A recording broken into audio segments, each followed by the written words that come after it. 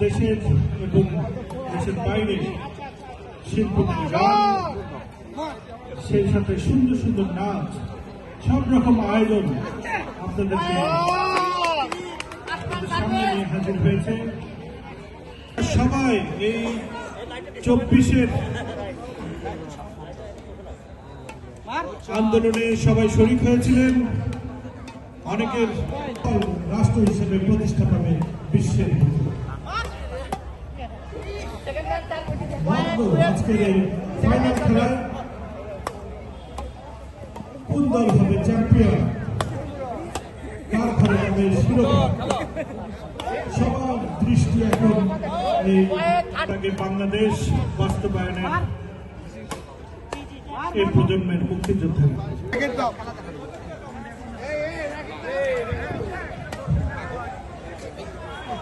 আজকের শীতে তারা বলে ব্যাটে আমরা 24কে বিদায় দিয়ে 25কে স্বাগত জানানোর লক্ষ্যে আমরা সবাই প্রস্তুতি নিচ্ছি।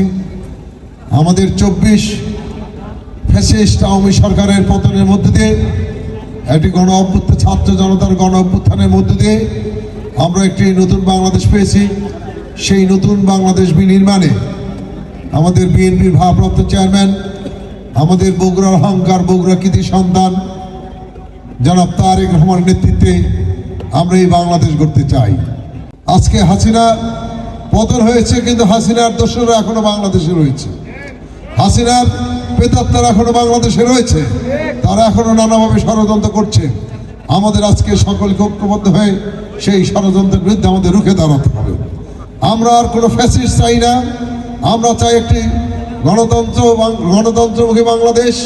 আমরা চাই একটি স্বাধীন সার্বভৌম বাংলাদেশ, যে বাংলাদেশ মাথা উঁচু করে দাঁড়াবে। আমরা 25-এ আমরা এমন একটি বাংলাদেশ চাই যেটি বাংলাদেশের 18 কোটি মানুষ সেই বাংলাদেশের দিকে তাকিয়েছে, এবং আমরা বিশ্বাস করি এই 25-এর প্রারম্ভেই আমাদের বাংলাদেশের সবচেয়ে জনপ্রিয় নেতা এখন তারুণ্যের অহংকার, যুব সমাজের অহংকার, 18 কোটি মানুষের এখন নয়নের মণি তারেক রহমান অবিলম্বে দেশে বীরের বেশে ফিরে আসবে।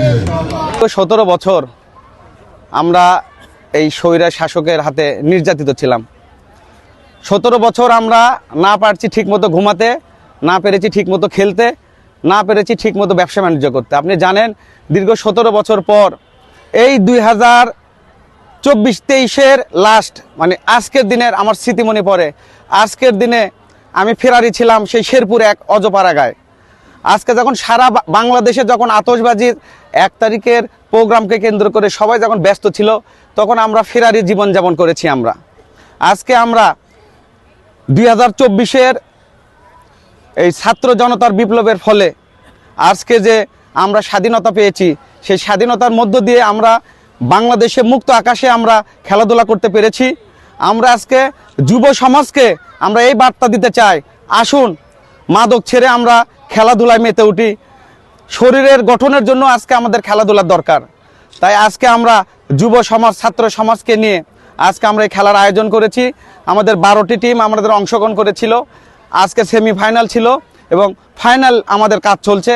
সারা বাংলাদেশের মতো বগুড়াতেও প্রতিটা মাঠে যেন যুব সমাজ, ছাত্র সমাজ তাদের হাতে যেন পড়াশোনার পাশাপাশি খেলাধুলাও তারা যেন ব্যস্ত থাকে। আমাদের বার্তা দেশনায়ক তারেক রহমান আমাদের আজকের যে বার্তা দিয়েছেন 31 দফা, সেই 31 দফা আজকে আমরা বাংলাদেশকে এগিয়ে নিতে চাই এবং গণতন্ত্রের মধ্য দিয়ে, ভোট ও হাতের অধিকারের মধ্য দিয়ে বাংলাদেশকে আমরা এগিয়ে নিতে চাই। আগে বাংলাদেশ এই স্লোগান নিয়ে আজকের এই আয়োজন, আজকের এই অনুষ্ঠান উপভোগ করছেন আপনারা। 17 বছর অপেক্ষার পর আজকের এই সুন্দর একটি মুহূর্ত, এবং আমাদের জননেতা তারেক উপস্থিত আছেন, আমাদের মাইন ভাই, রুবেল ভাই। এবারে যে শিরোপার জন্য আপনারা 2 দিন ধরে লড়াই করলেন, বগুড়া জেলা বিএনপির অভিভাবক, বগুড়া জেলা বিএনপির সভাপতি রেজাউল করিম বাদশা, কোষাধ্যক্ষ জনাব শাহাদত হোসেন, উপস্থিত রয়েছেন পরীক্ষিত নেতা সাবেক ছাত্র নেতা জনাব শেখ তাহাউদ্দিন নাহিন, উপস্থিত রয়েছে গাবতলী থানা বিএনপির সাধারণ সম্পাদক, জেলা বিএনপির অন্যতম নেতা জনাব এনামুল। শেষ প্রহরে এই লেখা একটি গান আমরা সবাই মিলে গাবো, হ্যালো হ্যালো হ্যালো সবাই মিলে আমরা গানটি গাবো। এই গানটিতে আছে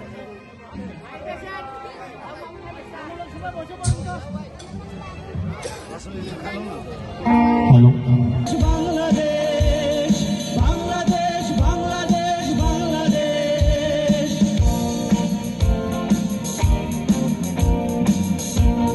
আমার আঙিনায় ছড়ানো বিছানো সোনা সোনা ধুলিকণা মাটির মমতায় ঘাস ফসলে সবুজের আলপনা সোনা সোনা ধুলিকণা